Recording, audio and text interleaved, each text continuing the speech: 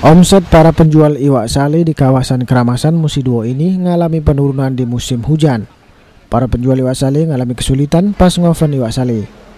Salah siko penjual iwak sale, Kholila, ngaku sejak musim hujan ini penghasilannya menurun drastis. Kalau sebelumnya pajak dapat ke penghasilan Rp200.000, mak inilah tidak nyampe lagi.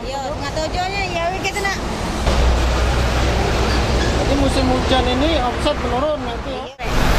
Yang apa namanya? Di open ya? Lama dah opennya? 2 hari baru tadi. Hah? 2 hari. 2 hari? 2 hari baru jadi ya?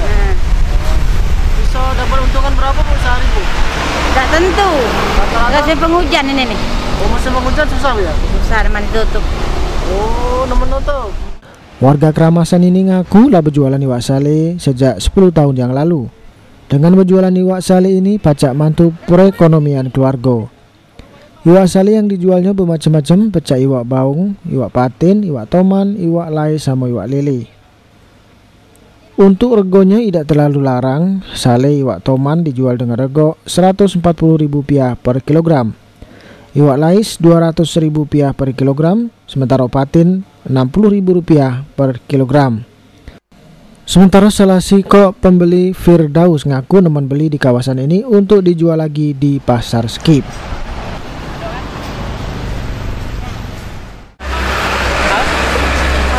Iya. Berapa harganya?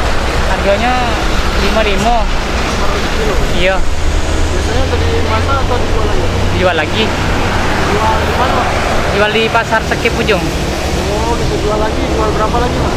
Harganya 87. Wibisono, PAL TV.